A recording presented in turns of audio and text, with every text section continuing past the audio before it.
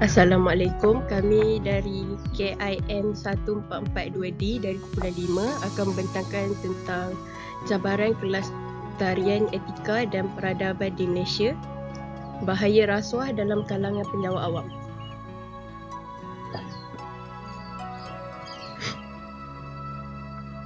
Ini adalah isi kandungan yang kami akan bincangkan pada hari ini.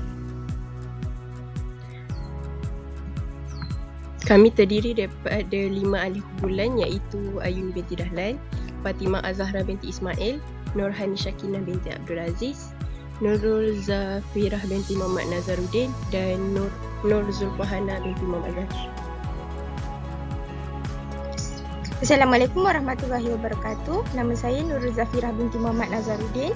Nombor metrik 2022869276. Saya akan menerangkan tentang kelestarian etika dan peradaban di Malaysia. Etika dan peradaban yang difahami oleh kita ialah perilaku tanggungjawab sosial bertujuan untuk menggapai keharmonian, kesepaduan dan kesejahterakan dalam sesebuah tamadun. Ia digerakkan pada mengikut peringkat iaitu individu, keluarga, masyarakat dan negara.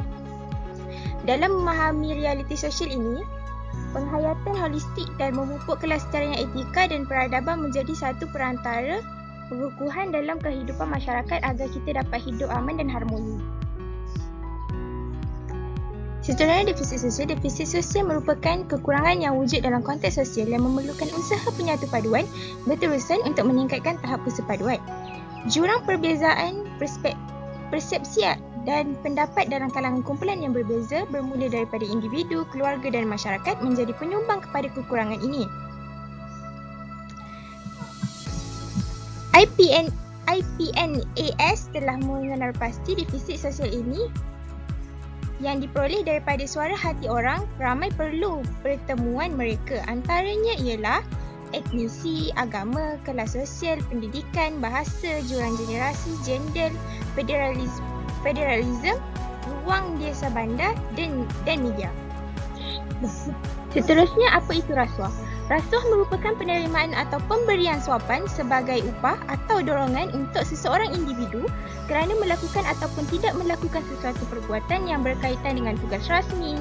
Suapan terdiri daripada wang, hadiah, bonus, undi, perkhidmatan, jawatan, upah dan diskaun.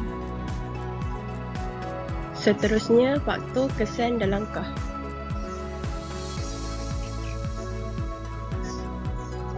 Saya Ayuni binti Dahlan, 2022876758. Faktor gejala rasuah yang pertama ialah sikap ketamakan peribadi.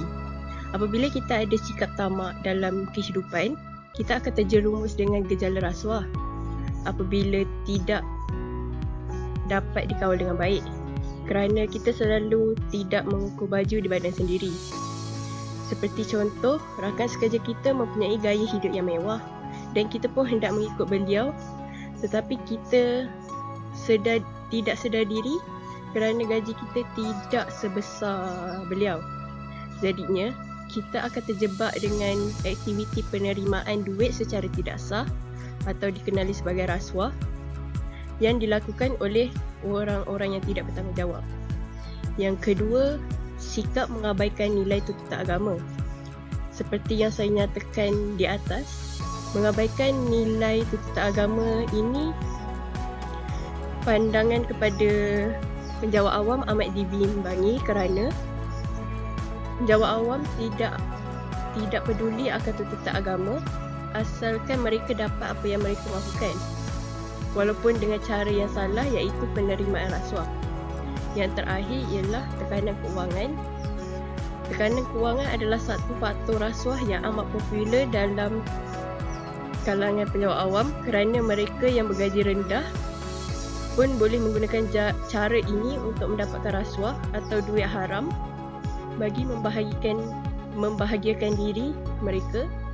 Tekanan kewangan ini tidak dapat dielakkan daripada penjawat awam kerana ianya sudah menjadi satu kebiasaan bagi mendapatkan gaji yang rendah dan menyebabkan stres dan pada akhirnya memilih jalan yang salah serta melanggar tuntutan agama bagi memperolehi duit yang banyak atau duit sogokan. Assalamualaikum warahmatullahi wabarakatuh. Nama saya Nurhani Syakina binti Abdul Aziz. Nombor matrik saya 2022 893 582. Seterusnya, kesan rasuah terhadap masyarakat dan negara. Kesan rasuah ini boleh berlaku kepada masyarakat yang boleh menyebabkan ketidakadilan sosial dalam sesebuah masyarakat. Seterusnya, masyarakat yang tiada kemahiran dan masyarakat yang pentingkan diri. Hal ini sering terjadi kepada golongan bawahan yang seringkali ditindas oleh golongan atasan seperti golongan yang berjawatan tinggi atau golongan yang berpengaruh.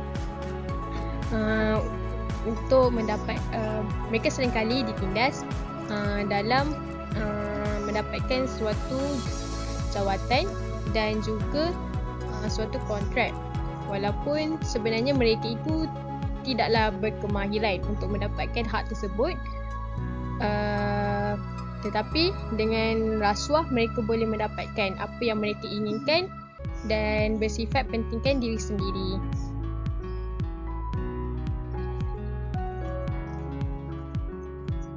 Seterusnya, kesan rasuah terhadap negara. Kesan terbesar rasuah kepada negara ialah pentadbiran negara akan menjadi kucak-kacir, kemerosotan ekonomi dan juga boleh menyebabkan kehancuran keadilan dalam sebuah negara sekiranya rasuah ini tidak dibendung di dalam kalangan penjawat awam.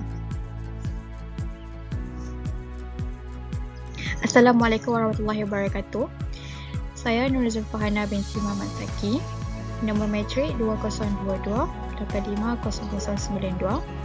Saya akan memetakan tentang langkah-langkah dalam memanteras kejahatan rasuah dalam kalangan penjawat awam.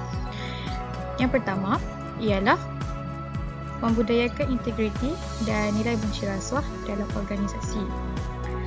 Saluran aduan yang berkesan hendaklah diwujudkan bertujuan dapat memastikan pegawai yang terlibat dalam kejahatan rasuah dikenakan tindakan undang-undang. Saluran aduan tersebut mestilah boleh dipercayai dan identiti pemberi maklumat wajib dirahsiakan. Selain itu, menguatkuasakan polisi dan juga peraturan berkaitan pemberian dan penerimaan hadiah atau apa-apa bentuk wang oleh warga kerja dengan serius bagi mengelakkan permulaannya kepada rasuah. Hal ini ditegaskan kepada ketua jabatan atau agensi. Ketua jabatan dan agensi mestilah menguatkuasakan polisi dan peraturan tersebut. Selain itu, strategi utama di dalam menangani masalah rasuah ini adalah pencegahan dan punitif. Suruhanjaya Pencegahan Rasuah Malaysia SPRM melalui bahagian pendidikan masyarakat merupakan agensi yang bertanggungjawab dan telah mengambil beberapa pendekatan yang lebih holistik dengan melaksanakan dua strategi komunikasi selaras dengan Seksyen 7 Akta SPRM 2009 bagi mendidik orang awam mengenai rasuah serta mendapatkan pengalaman dalam memerangi rasuah secara bersama. Seterusnya, metodologi kajian.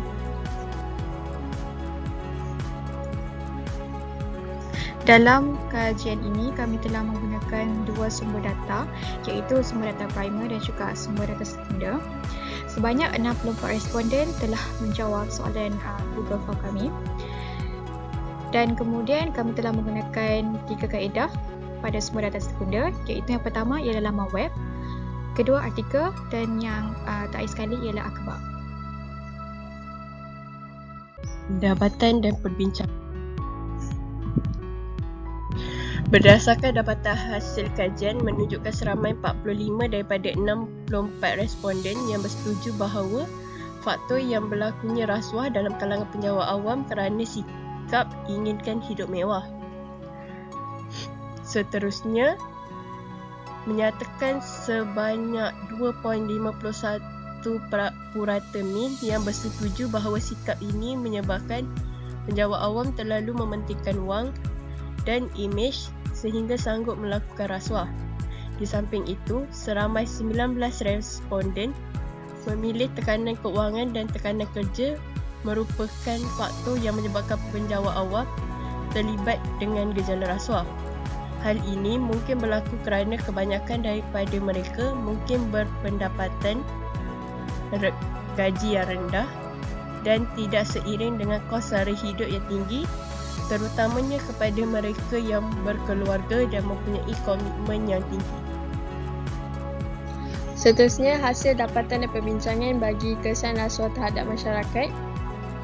Seramai 34 responden memilih kesan yang boleh berlaku kepada masyarakat dalam gejala rasuah akan menyebabkan ketidakadilan sosial. Seterusnya, seramai 28 responden juga bersetuju bahawa kesan rasuah ini akan mewujudkan masyarakat yang pentingkan diri sendiri. Seterusnya, kesan rasuah kepada negara.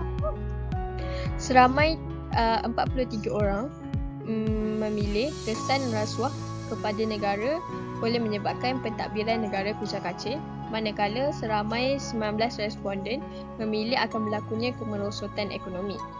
Dan ada juga 2 responden yang memilih negara akan semakin maju dan aman sekiranya rasuah ini berleluasa di negara kita.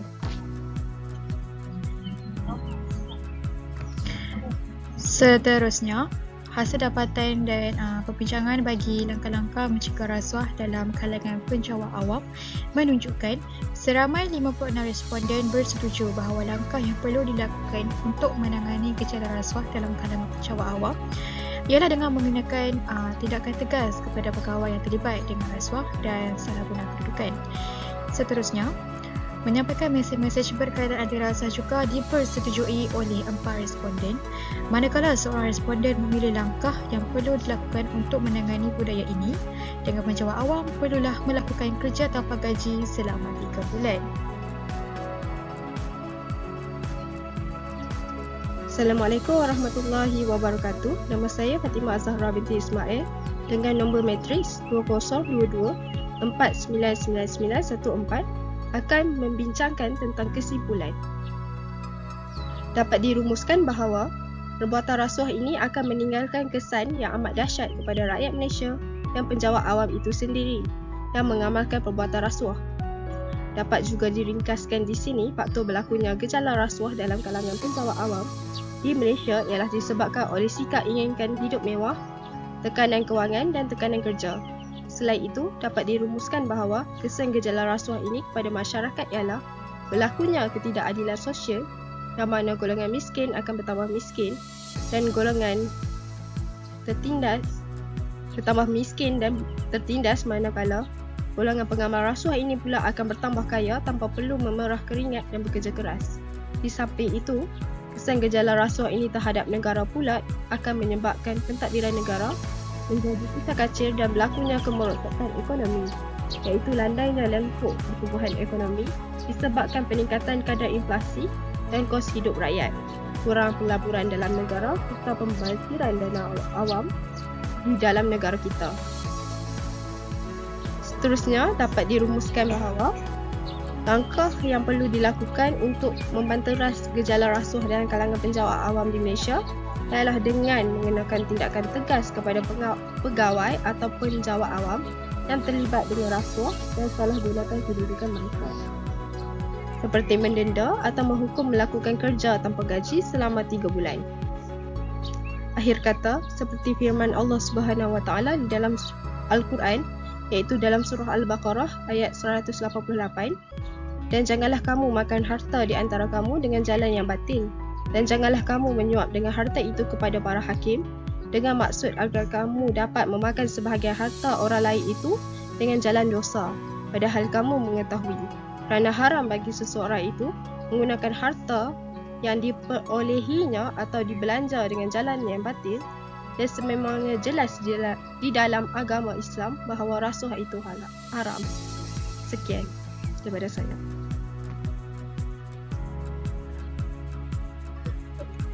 Itu saja daripada kumpulan kami. Sekian, terima kasih.